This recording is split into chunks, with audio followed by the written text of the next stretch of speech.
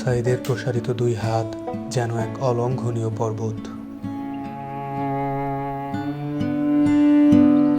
কোনো বর্গীর সাধ্য নেই যেটা অতিক্রম করে বাংলাদেশের মানুষকে স্পর্শ করতে পারে।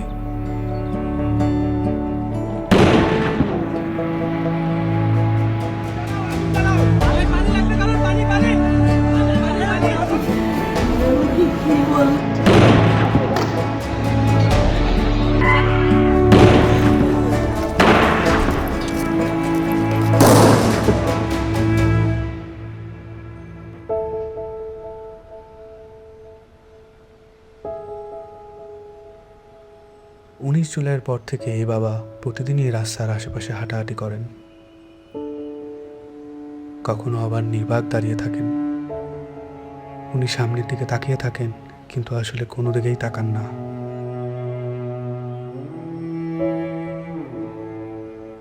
যেসব রাস্তা দিয়ে ওনার ছেলে হাঁটতো, ওইসব রাস্তায় উনি দাঁড়ালে উনি ওনার ছেলের রোম পান। আমার ছেলে মৃত্যু অবস্থায় যখন দাফন দিতে নিয়ে যাবে, এর আগে যখন দেখছি যে হাসতেছে, সে হাসতেছে, হাসি মুখ অবস্থা। ইভেন্টের কাজ করতো, শুধু বাপের কিভাবে একটু সাহায্য করে। কোনো আজে বাজে আড্ডাতে ছিল না।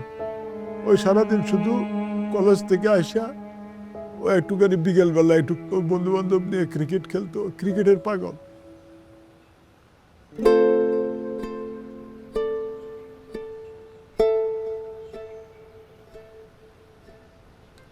যে আমার পায়ের পাতা আছে এরকম একটা অনুভূতি হতো, কিন্তু আমি যখন হাত দিতাম তখন থেকে আমার পায়ের পাতা নেই, এরকম একটা প্রচুর অনুভূতি হতো। আমি অনেক কান্না করতাম। এই ব্যথার চেয়ে আমার ওই অনুভূতিগুলো আমার বেশি হতো, যে আমার পা আছে, আমি যখন হাত দিই তখন থেকে আমার পা নাই।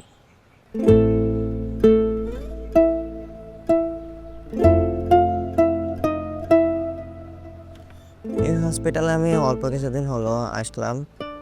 পা দিয়ে নতুনভাবে হাঁটা শিখতে আছি, মানে ছোটকালে যেভাবে হাঁটা শিখেছে মা, ওই রকমের এখানেও হাঁটা শিখাচ্ছে আর কি।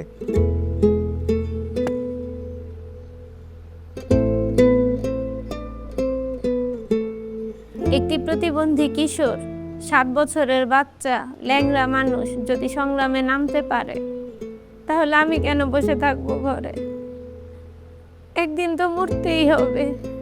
তাই মৃত্যুর ভয় করে স্বার্থপরের মতো ঘরে বসে না থেকে গুলি খেয়ে বীরের মতো মৃত্যু অধিক শ্রেষ্ঠ। আমি যদি বেঁচে না ফিরি, তবে কষ্ট না পেয়ে গর্বিত হয়েও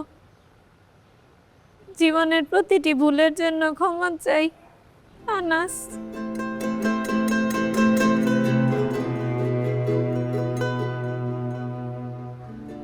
আমার সন্তানের বুকে গুলি লাগছে, আর ছিদ্রটা হয়েছে আমার কলিজায়। আল্লাহ পাক যতদিন আমাকে হায়াত দিছে, আমি এই হাহাকার নিয়ে বেঁচে থাকবো।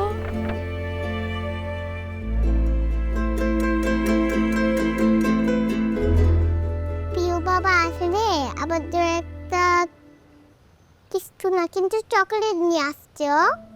প্রিয় বাবা নাই বাড়িতে, যখন বাইরে গেছে আর পুলিশ এসে ওকে ঘুড়ি মেরে দিছে। আই মিস ইউ প্রিয় বাবা।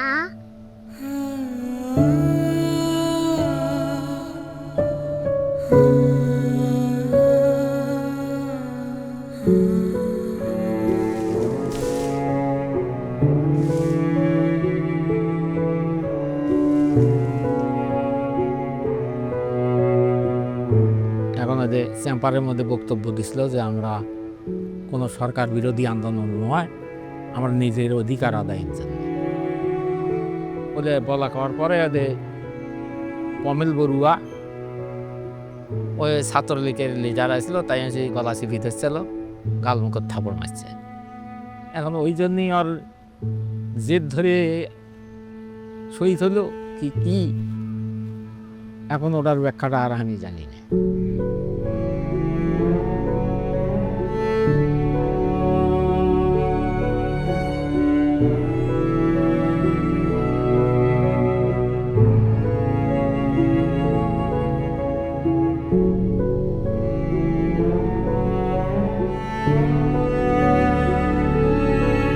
ঘুমের সময় মায়ের দুধ খাইয়া ঘুমায়, সেই ঘুমটা আর ঘুমাইতে পারে না, তখন আবার এটা পাইয়া পাইতে পাই করে উলট ফ্লট করে ঘুমের লেগে আবার উঠে খুলে লই।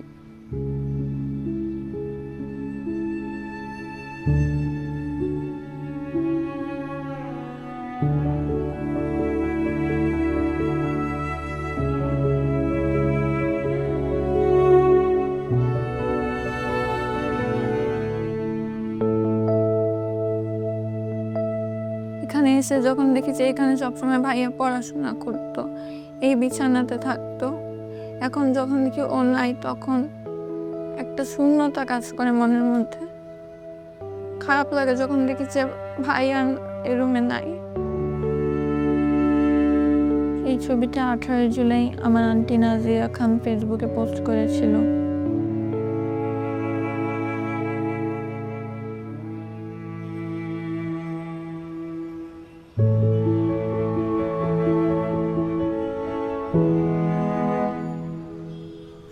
আজ কতদিন হলে আমার ছেলে আমার মা কয়, আমার মাও কয় না, আমার বুক হয় না, কয় না আমার বাপ বেড়ে দে। আমার সন্তানদের যারা যেভাবে মারছে আল্লাহ তাদের বিচার করুক। আমি সরকারের কাছেও বিচার চাই, জনগণের কাছেও বিচার চাই। আমার সন্তানদের মারছে, হাজার হাজার মায়ের বুক খালি করছে, যে কালি করছে তারও বিচার করুক আল্লাহ। কতটা তুমি হারালে বন্ধু, কেঁদেছে অন্তর। জানো না তুমি হারাবার ব্যথা, জানে পলাশির প্রান্ত। হারিয়ে গেছে যেখানে মায়ের সোনার নোলকখানি, গোলা ভরা ক্ষেতের ফসল, সাজানো ফুলদানি। এ হারানোর বেদনা তুমি রেখো অন্তরে, দেখবে তোমার দুঃখ লুকাবে পলাশির প্রান্তরে। বাংলাদেশের বুকের ওপর চেপে বসা 36 দিনের এই ভারই আমরা নিতে পারছি না। একবার ভাবি চলেন, 16 বছরে কত বড় ভার হয়ে এটা আমাদের বুকের ওপর বসেছিল। এই ভারই আমাদের শক্তি দিক সংস্কার করে নতুন বাংলাদেশ গড়ার।